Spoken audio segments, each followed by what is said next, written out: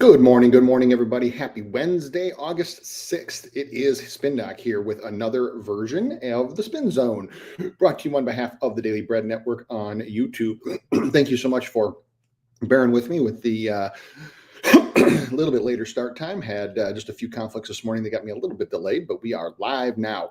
So if you haven't yet, please do subscribe to the Daily Bread Network on YouTube. Get you access to all of our content. As I said, over the last week or so, we got all these shows. We got a bunch of NFL shorts. We got a whole bunch of NFL stuff coming, and Sosa and I have a whole bunch more stuff that we can't wait to put out and share with you. So we do appreciate it, do appreciate the love, and do appreciate all your support. So please, if you're watching on YouTube, please do smash that like button, repost the stream if you're on X, like the video, follow me at Spin Doc Sports. Again, we appreciate all the love. So let's review last night. And it was a really good night. It was a really good night. VIP had a good night. We went 3-1. We're still up over 30 units on the year. We had, and really on the show, which I'm going to talk about each of the three pitchers in just a moment here, there were a whole bunch of good and a whole bunch of correct that happened. So let's first, because I want to save one guy in particular for last, and you probably know who that is. So let's just kind of go in order here. I talked about Logan Webb. He said it was over or nothing with Webb and Crochet. It was over or nothing, and this is why you just can't for a pitcher like Crochet and a team like the Pirates. Why, unless it's a special circumstance, you just can't take unders on them because there's just so much strikeout potential. I mean, you would think, and I'm not sure that if Berg's watching or not, but I'm sure he'd agree with me, is that like less than a week after getting torched by the same guy for 11 strikeouts on the road, you then come home and you just have it's not like Logan Webb has like 400 pitches. It's not like he's Seth Lugo or Chris Bassett. But he comes home, you come back home and he hits you for a 10 piece. And so that's why, just like with Luzardo in Baltimore, why, unless there's just something glaringly obvious, you just cannot take those numbers. You just can't take those teams to go under. It's why the Rockies are, I can't go under. It's why things like in VIP, it's why no under island exists. Because there's just too high of a potential for strikeouts. And so, you don't always have to be on the over, but you just can't be on the under. And so Logan Webb got into a little bit of trouble in the fourth inning, I think it was, when they loaded the bases with one out, but then got out of it with strikeout and a ground out, and then cleared it the next inning, and then was just money after that. So Logan Webb, I talked yesterday about his changeup is just, I watched it live last night. Man, that changeup is just biting. It just comes in like it's going to hit the bottom part of the zone. And if you're a hitter, if you're more of a fly ball hitter who likes to golf pitches, then it can look like a fastball that's just coming in right at the bottom of the zone that you can just pop, and then it just bites down and away. It's a nasty pitch. So kudos to Logan Webb. But the other guy, the Royals are a low strikeout team. The Royals are a high contact team, but Garrett Crochet is just a machine. It went down to the buzzer. It went down to the wire, and he needed and basically an extra inning and over 100 pitches to get there, but he got there, struck out the last two batters. And, that's probably the one thing that I want to just remind people when it comes to these props is that, yeah, Logan Webb hit easily, but for the most part, plus 110s, plus 115s, which is I think what the 7.5 was when I talked about it last night, or yesterday morning, what he went off at last night, is those are supposed to be hard. Like, those aren't supposed to just cash easily. So if you were on that one, as I said, you won. If you were on Logan Webb, you won.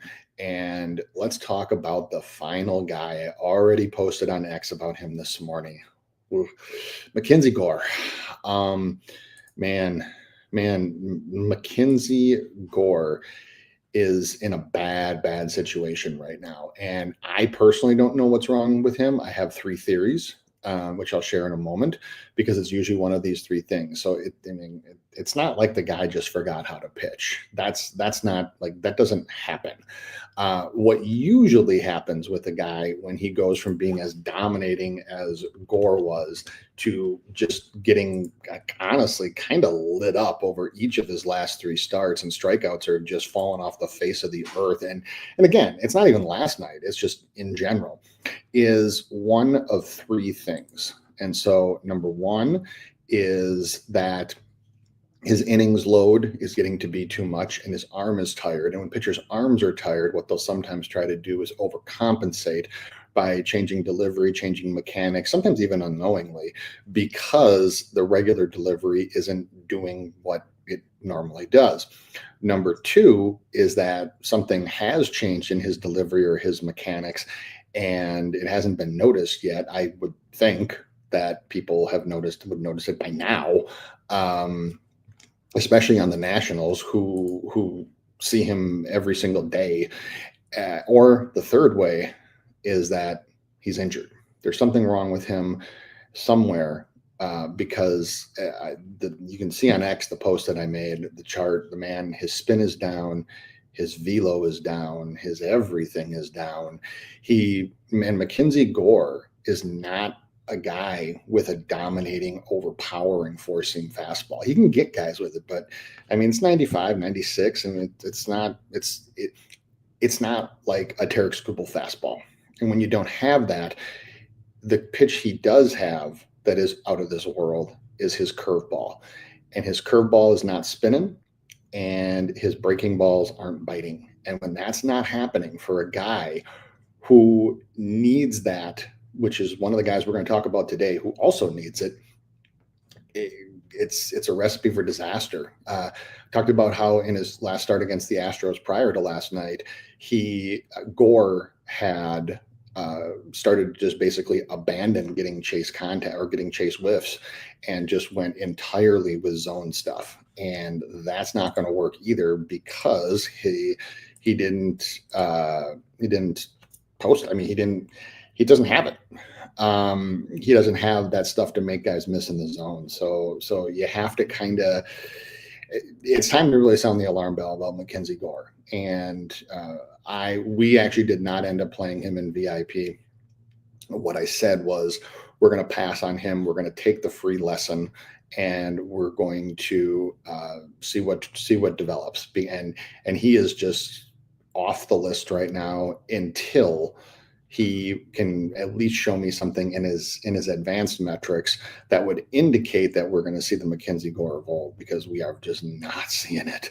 And the other thing that's even more alarming is that his average spin rate for the season was already decreased because of the last three starts that he had, where they were decreased, were dropped in every single one. And his RPMs, which is what I posted on X, were like 50 to 60 plus RPMs below that.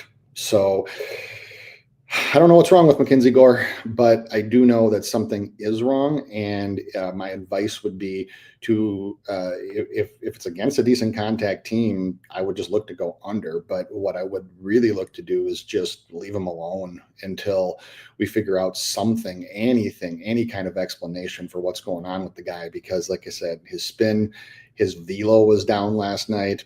And I mean, the results speak for themselves. So, last night to me, because the Twins at the time, this is back before they had their fire sale, still had a number of high contact guys in their lineup. The Padres are a high contact team. The Astros are a higher contact team. So I'm like, okay, you face three high contact teams. He needs guys to chase and whiff, and okay, I get it. Like I can forgive him, even though the lack of spin was the alarming part.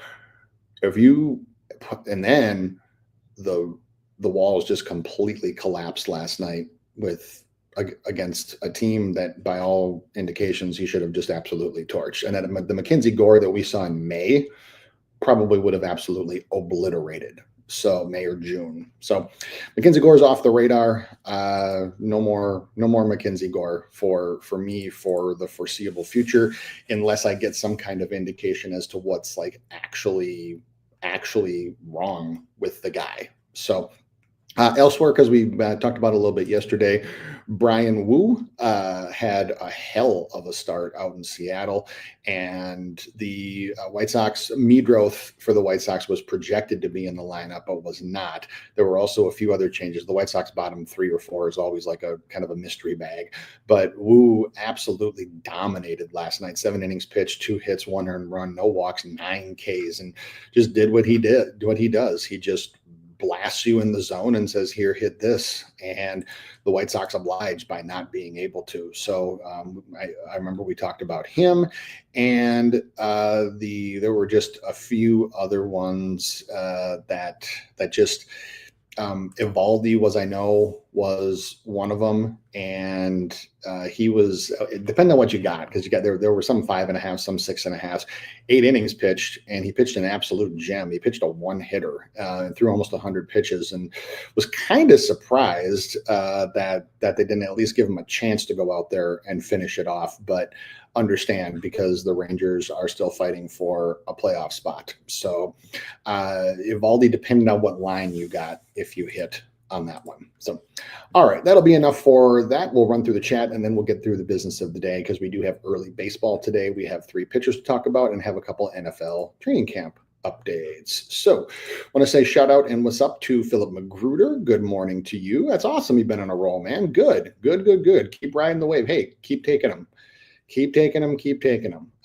It's interesting, because while some books made it right, there were a few with the whole Chase Burns situation that I think should serve as a reminder to people that, these books are a business, and it's a pretty ruthless business, and they're not really into doing a lot for the little guy, so to speak. So when you're on a roll, keep rolling, and don't ever apologize. Keep taking their money. So Berg talking about the Pirates game, saying didn't even tune into the game. Knew it wasn't going well with the lack of crowd noise coming from the ballpark. Yeah, that's right. I remember you live by there.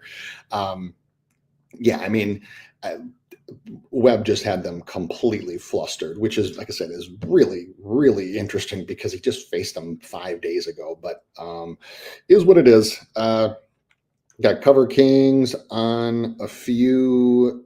Cover Kings, I know, welcome in, had Evaldi and Peralta at 5 and Peralta at 7. And today, Cover Kings is on 1 unit on Peterson, David Peterson for the Mets, 5+ strikeouts at -140.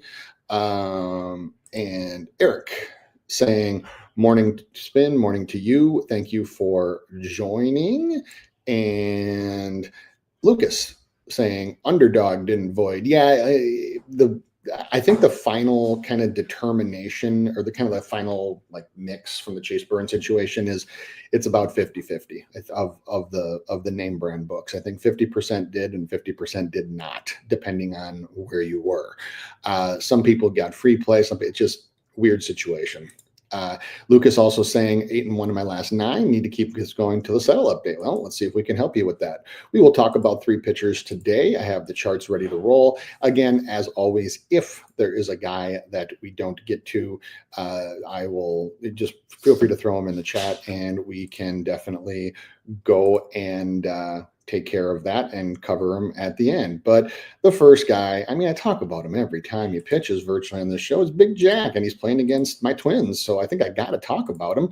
Big Jack Flaherty does get the Twins today, and we have the righty is striking guys out at 29.7%, walking guys at 9.7%. He gets whatever's left of the Twins lineup these days, and we get an 6.5 at pretty much even juice around for both sides. So Flaherty is Uh, Flaherty has done decent at this number. He's especially done better at this number at home. Now, the problem here becomes with Flaherty, and the thing you always have to look for is how many chasers do we have? And if this is the lineup that the Twins happen to run with, we're in a good spot because we do have 4 chasers. We have Wallner, we have Lewis, we have Larnach, we have Lee. And as I've said over and over and over again here and elsewhere, is that if you're going to chase against this man, you're going to whiff. It doesn't make a chase contact means a little bit less with Jack Flaherty, because when it's Jack and when it's Jack at home, and especially when it's Jack at home against a righty, as you can see with his 36.8% strikeout percentage, then if you're going to chase, you have a chance of striking out. And so we have 4 chasers in the lineup already. But what we also have is we have a few guys, because of all the fire sale and changes the Twins made, like Keeksall and guys like that at the bottom, that don't have a whole lot of plate appearances. So those numbers are a little bit deceiving.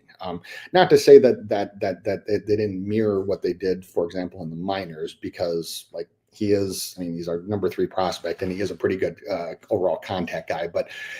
But in general, though, those numbers are a little bit inflated. So you go down the lineup, and of the guys that chase, I really, really hope, and since this is an early game, I was trying to see it right before we went on the air, if I could get a lineup, and actually I think it did just come out. So we have Roden in for Martin. We have Wallner batting second, which is fantastic. We have Jeffers in third, Clemens, Keeksall, Royce Lewis, Larnach, Lee, and Gasper. So Julian is not in. So we have Roden for Martin, and we have Gasper for Julian. Now, what does that do? Well, with Roden, is that because, as you can see, Martin is not a very high contact or a high chase guy, but Roden is. So Roden chases at a 31.5% clip, makes contact right about league average. So that is one that you can add to Flaherty's total right there. And Julian is a guy who I had down for a strikeout because of his overall just poor contact and past history against Flaherty, who's gotten him twice already. You have Gasper, who has very, very limited MLB plate appearances, and you do have a reasonably low chase rate. So you can probably drop that one to a 0.5. So either way, it adds up to right about where the number should be right now. But this is one where I'm definitely looking at an over, because when you take out, because Julian doesn't chase and neither does Gasper, but then you take Martin out and you get Roden, and what you have is you do have the magic combo that I look for with Jack, which is 5 guys that chase at above league average. And now we have those 5. So we have Roden in the 1, even though it says Martin, Roden's in for him. We have Wallner in the 2, which, please, yes, I was hoping for this, because Wallner is a strikeout against Flaherty waiting to happen. And we also have Royce Lewis, we have Larnach, and we have Lee. So we have our 5 chasers, and we have 2 of our chasers who are batting in the 1-2 holes. So this is a pretty clear look at the over for me on Jack Flaherty. And, the only thing I want to caution people is to go crazy over this one, because yes, there's chasers, and yes, there's a lack of chase contact.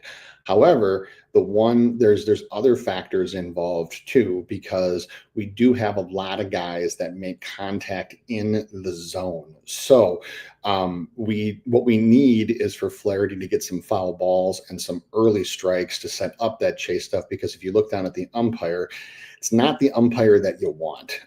He's not like Alfonso Marquez, who is one of the best hitters umpires, but Ben May is a hitter's umpire, and his zone is tight. And his zone is tight in a few places that Flaherty likes to throw the ball. That's why I was so happy to see Roden in for Martin, because Roden chases more and swings more on the edge. So this is a look on the over for Jack Flaherty. This is the only way you can play it. The best line that I can find right now at the moment is minus 115 at BetMGM. I think everybody's pretty close, within 5 or 7 cents. I think FanDuel's hanging on minus 122 and DraftKings is hanging on minus 120. But either way, this is an over or nothing spot. So if you want to get in, I would definitely go on the over. LJ, welcome in. Thank you so much. Saying F FanDuel. Yeah, they didn't void Chase Burns, and they were like adamant about it too. Like they didn't give anything, like not even free play credits, nothing. They were one of the few major books that just gave absolutely zilch when it came to that. Gooner. Yes, Gooner, welcome in. Thank you so much. Saying Flaherty to record the W or keep it safe with outs over. Honestly, I would just straight up just go strikeouts. I would just go straight up strikeouts. So that's what I would do. So, I mean, you can if you want, but I wouldn't even mess around with parlays. I would just straight up go 7 strikeouts in this one. All right. So that is Flaherty. The next one I saw Cover Kings posted about him, but we have Carlos Rodon. Carlos Rodon, the lefty, is striking guys out at a 28.5% clip, walking guys at a 9.5% clip. He gets the Rangers today, and he gets a line that, Let me tell you what I mean about the behind this, is that Carlos Rodon in his last 10 games is only averaging 6 strikeouts per game. He also has failed to get even more than 5 strikeouts on the road in 4 of his last 5 starts. And that's when he's even been at 5.5 lines. And now we get Carlos Rodon against an overall decent, not good, but decent contact team. And we get a minus 145. We get a hugely juiced for a guy on the road. And it's actually even worse on FanDuel and DraftKings. Right now, the most current line I'm seeing, FanDuel and MGM are hanging minus 155s. And so that immediately would tell me that this is an overlook for Rodon. As I said, I saw Cover Kings in the chat is already on this one, but let's just break this one down too. So with Rodon, like with Flaherty, because of the limited time that he spends in the zone, 45.6%, what you have to look for is you have to look for Chase. And if we get this projected lineup right now, which would be an analytical lineup of 1 lefty and 8 righties, we do have an ample number of chasers. We have 4 guys who chase a lot, and we have a few of those guys who don't make contact when they do. What we also have is, of the guys that don't chase, is that we have a few of them that are kind of so-so in contact inside the zone. So when I look at Rodon, if I'm going to look at the chasers, Adalis is an easy K for him, or should be. He has high chase rate, lower chase contact, and Rodon's got him 4 out of 8 times. I almost put Garcia at a 1+, and he realistically could be at a 1+ for me. Same with Zhang. He's got a lot of strikeout potential, chases a lot. His chase contact is a little bit above league average, which is the only reason why he's not a 1. And then he struck out twice to Rodon. You have Heim and Duran, who both chase a lot.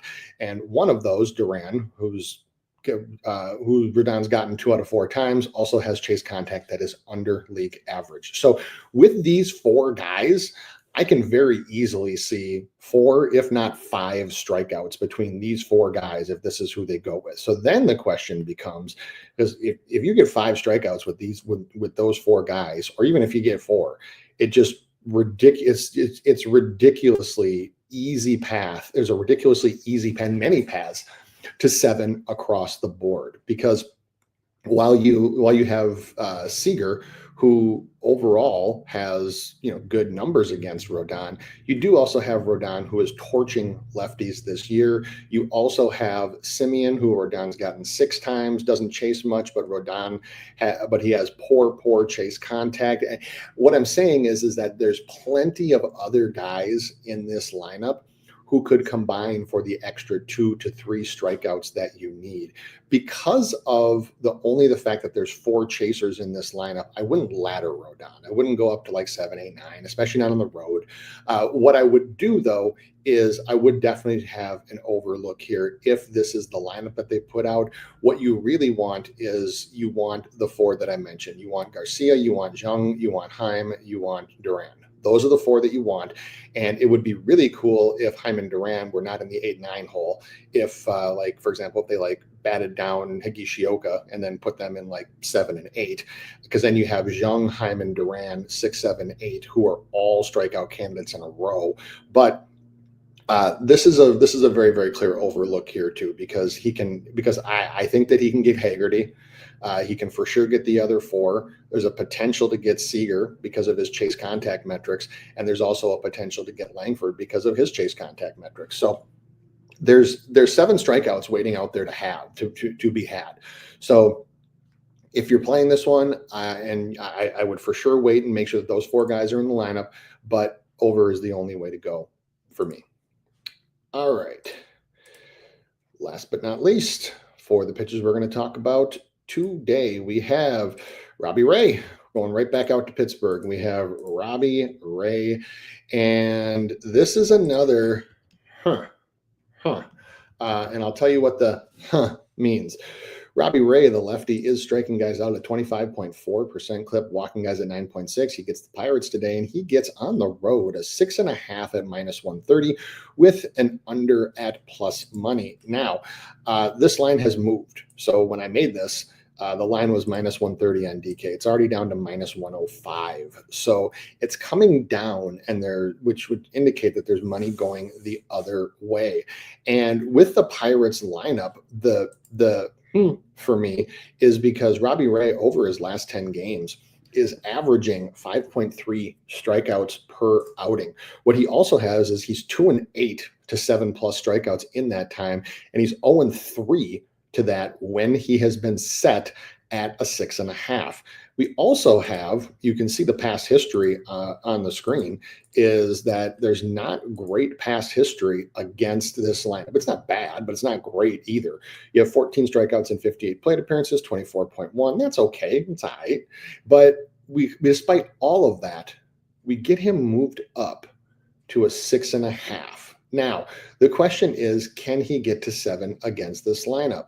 So you have some very, very high, you have some ridiculously high strikeout candidates in this lineup, first and foremost. You have Figueroa and you have Canario, both of those two. So, and by the way, this is the actual lineup. The lineup had already come out by the time I made this. So this is who Pittsburgh's going with. 0 lefties, 9 righties. So you have those 2 guys. And with Robbie Ray, it's chase again, because while he spends 50.1% of his time in the zone, you can see his allowed chase contact, which is almost 7% under league average. So if you're going to chase and you're not going to make contact when you do, you're going to strike out against this guy. And that's what both of those 2 individuals do. Both of those guys could combine. Both those guys could combine for 4 strikeouts by themselves. So I wouldn't even be opposed to taking I was trying to look before we went on about what Pagurio was to strike out twice, because by the numbers, he very, very easily can. And so I think that if you want another batter prop, I think that right now, 2+ strikeouts is +165. I mean, it's not the best value, but it's not terrible either. I also think that Canario to strike out twice is +170. You can take some lunch money bets on both of those guys, because there is just a crazy amount of strikeout potential for both of those individuals. Now, you go down the rest of the lineup and you look at the guys that chase, and you have Gonzalez, who chases above league average, makes contact 5% under league average when he does. He's a strikeout candidate. You go down and you look at Joey Bart, who doesn't chase a ton, but also doesn't make contact when he does, but he also takes a ton of pitches in the zone. And when you take against Robbie Ray, when you go down 0-1 or 0-2, then the strikeout percentage, like most pitchers, goes up exponentially. Ray's strikeout percentage when he gets ahead on batters, 38.5 compared to 14.1 when he doesn't. So you have Joey Bart, if he's going to take pitches in the zone, going to put himself in those counts. As you can see, that Ray's already gotten him 2 out of 3 times. So he's another strikeout potential for Pittsburgh. Really going across the lineup, the only 2 guys that I can really see, despite the contact numbers on, like, say, IKF, he chases a ton. And we chase against Robbie Ray, you're putting yourself in a situation where you could strike out. So I'm looking at the only guys I'm looking at as potential dead spots would be McCutchen and Reynolds. McCutchen because of the past history. McCutchen has good history against Ray. It's going to be tough to get him. Reynolds is another guy who he doesn't chase. He doesn't make contact when he does. It's probably, I put him at a 0.25 because of his other whiff metrics against the pitches that Ray throws.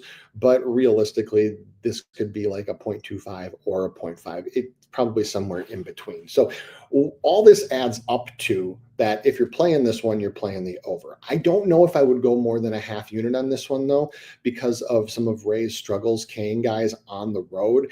And then there are other 2 ancillary factors that come into play for me are Lance Barksdale is a hitter's umpire. He's got a pretty tight zone. So you do have in this lineup, you do have 5 guys that don't chase and that take pitches. And you actually have 3 guys who take a lot of pitches in the zone. IKF, Bart, and Pham. And so if Ray's not hitting his spots early, if he's not painting those corners and putting and cornering balls, what I mean by cornering is that when you paint the ball, or you don't paint the corner, but what you do is you put the whole ball in the top, like this is the top corner of the zone. You put the ball in that top corner of the zone and give a hitter a 50-50 swing decision. That's it. One of the names for it is cornering a ball. So it's when you put it in the corner of the zone. But Barksdale, being a hitter's umpire, maybe he calls it, maybe he doesn't. We'll see. So that's why I wouldn't go more than a half unit on this one. But this is a very, very clear look at the over. All right. So we'll give a few more comments in the chat. We got we got a new member, Jeff Roblau. Thank you so much for subscribing, man. Appreciate you. Howdy from Shreveport, Louisiana. I've been there a couple times for basketball tournaments. It's a nice little place. Thank you. And thank you and welcome. And go Steelers, as he said. All right. So Philip says he's taking Flaherty over and 7 Ks over, like, outs, I'm assuming you mean, or because 7 Ks would be over. Let's see. Eric J saying, any thoughts on Ray and Suarez? I just covered Ray. I'll get to Ranger in a second. And then I see Kid Keon has Ranger on his list too. So we'll talk about him, and then we'll talk about Abbott and Strider. So Ranger Suarez, it's over or nothing for me on this one. Ranger Suarez is because he's 5-5 to this number in his last 10, but he is only averaging 6 strikeouts per game. His outs are, they hover between 17.5 and 18.5. They're up. And even though his outs are up, his earned runs are still down at 1.5. Now they're juiced to the over, but they hover between 1.5 and 2.5. And typically, when that happens, then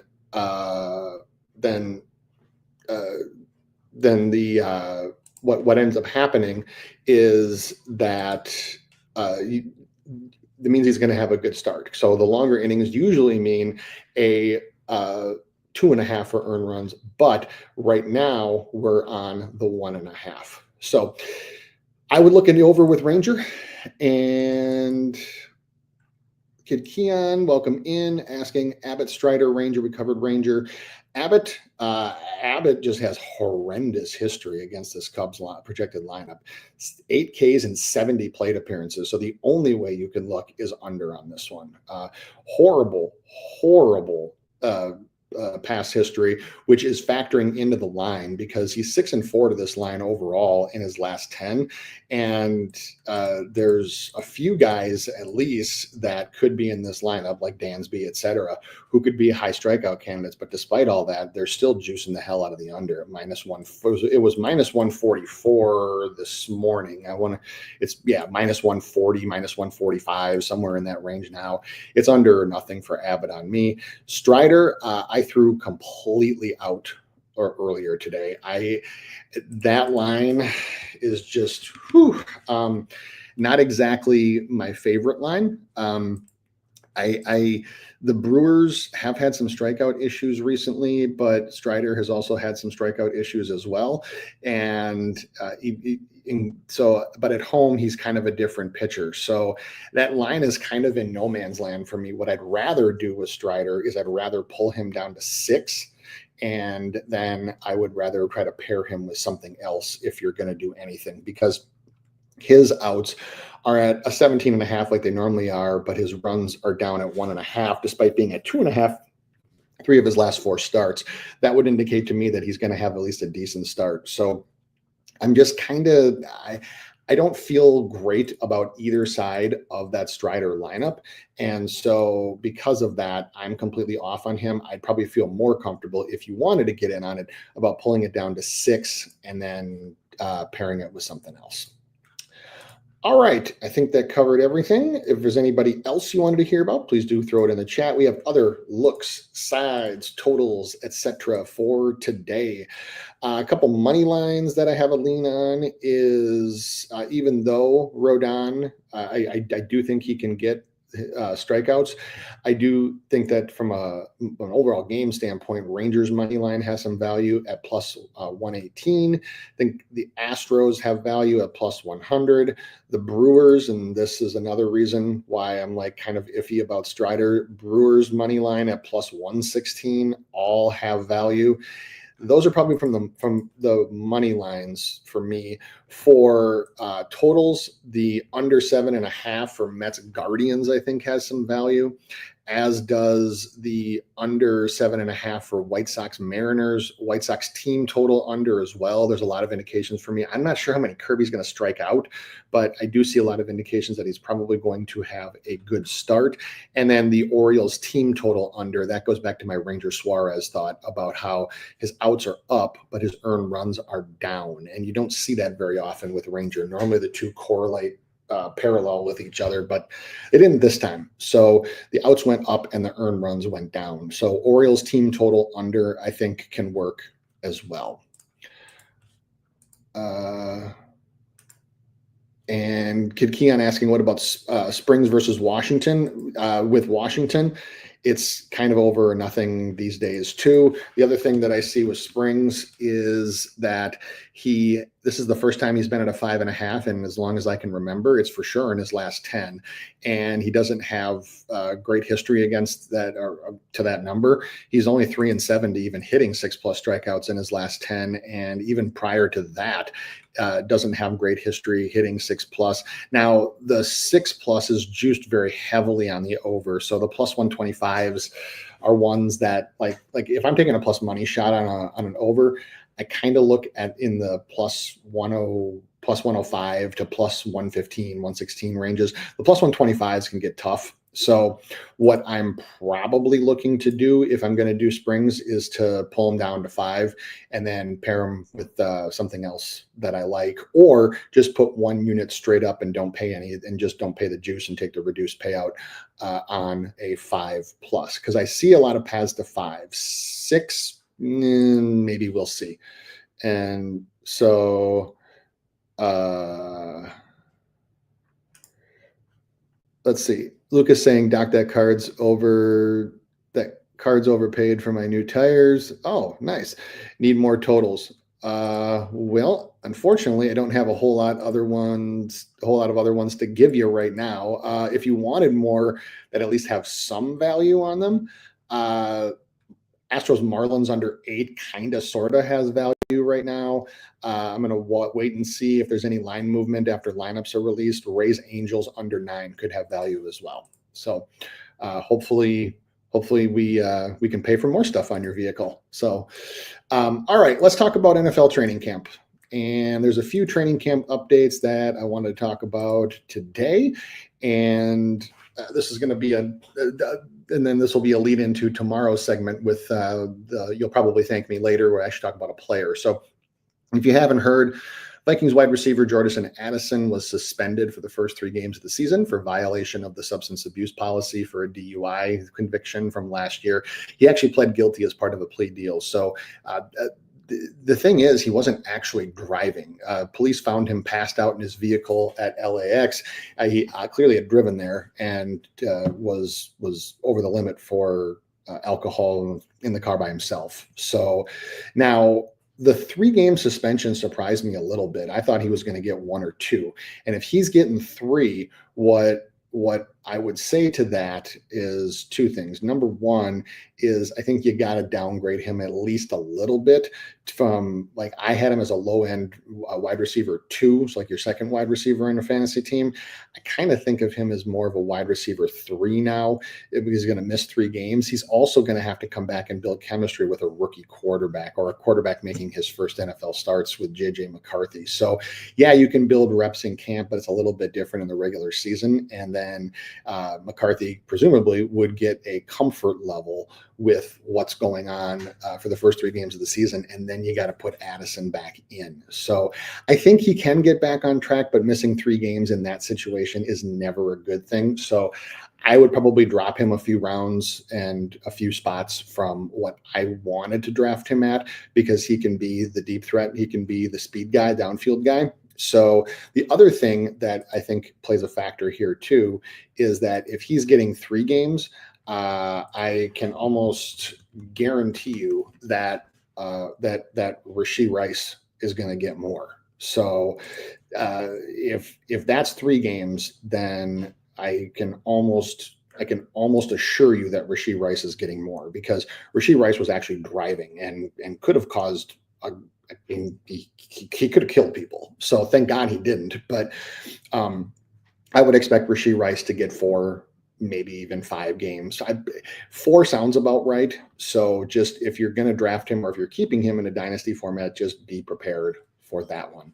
The other big news from yesterday is that the Chargers did re-sign one of their longtime greats, wide receiver Keenan Allen. He spent 11 seasons with the team, went to Chicago for 1 year, and then now is back with the team. It's a 1-year deal, which is probably all he needs at this point. After Mike Williams retired, that was kind of a foregone conclusion that they would re-sign him or somebody, because they needed a veteran wide receiver boost. Now, before anybody goes crazy and thinks that this is going to be like a sweet music reunion tours can sour very quickly, because last year Allen had noticeable declines in both speed and burst. They're now, with Harbaugh and with Greg Roman, they are clearly a run-first offense.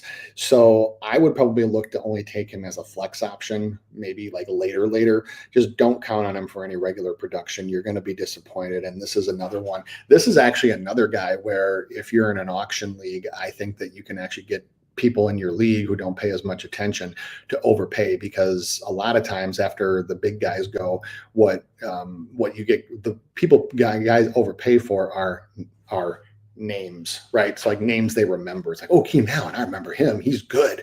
And you can maybe get somebody to draft him or upbid him a little bit. So it's not that I don't want Keenan Allen. I saw what it was last year, and they're not getting Keenan Allen from his prime. So those are the 2 big updates. And then the only other one is that based on how camp usage has gone, which it doesn't really, this isn't really anybody that I would want to draft anyway, but Rashawn Johnson has been running in all of the short yardage and goal line sets virtually in Bears camp.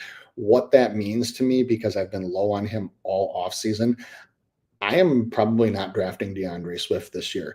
The Bears actually tried to trade up 1 pick to take Travion Henderson, but New England said no, and New England said they were going to take him. So for a new coach, and yes, I know Ben Johnson worked with DeAndre Swift, there's just too many factors here that are working against Swift. His advanced metrics from last year were horrendous.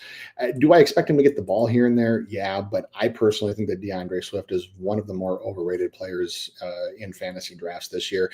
I think he's got a lot working against him because he has a quarterback or a coach who loves to pass, who loves to spread the ball around to different receivers. And then you have Roschon Johnson, who has been running and not just a few, like all of them, short yardage and goal line sets.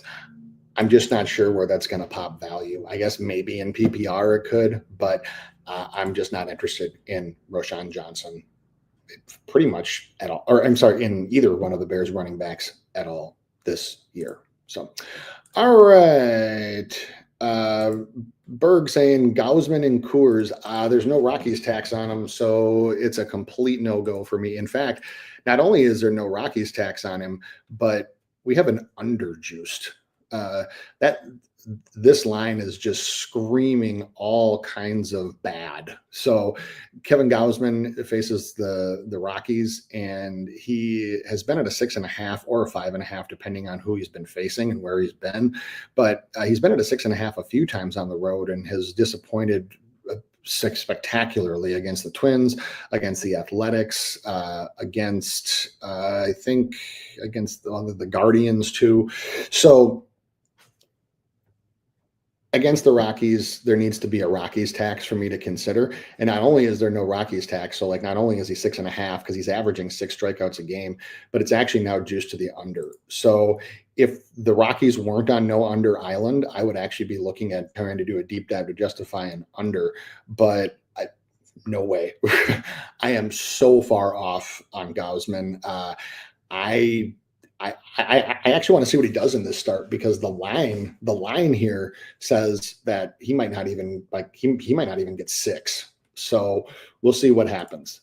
Frankie Rodriguez, welcome in and thank you for joining. Appreciate you. Any MLB plays locked? So from a strikeout perspective, the ones that I would go on is Flaherty over, Rodon over, and probably a half unit on Robbie Ray over, if assuming that the lineups are what is the projected ones that I showed earlier in the show. And then there were some other money lines. If you just go back probably like 4 or 5 minutes, then I talk about those in other looks for some other looks and leans for money lines and for totals. But for actual plays for strikeouts, the 3 that we talked about were Jack Flaherty, which I would look to go over 6.5, Carlos Rodon over 6.5, and then only a half unit, Robbie Ray over 6.5 as well. So welcome in and thanks for joining.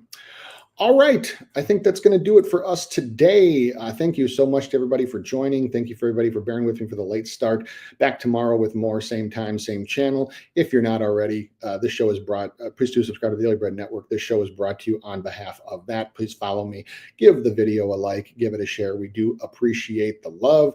Shout out and run through the chat to everybody. Philip Magruder, Berg, Cover Kings, Eric J, Lucas, LJ, ES Gooner, Eric, Jeff, welcome in again, and thanks for joining. Kid Keon and Frankie, welcome in, and thanks for joining again. I'm Spin Doc. Best of luck in all your action today. We'll see you tomorrow.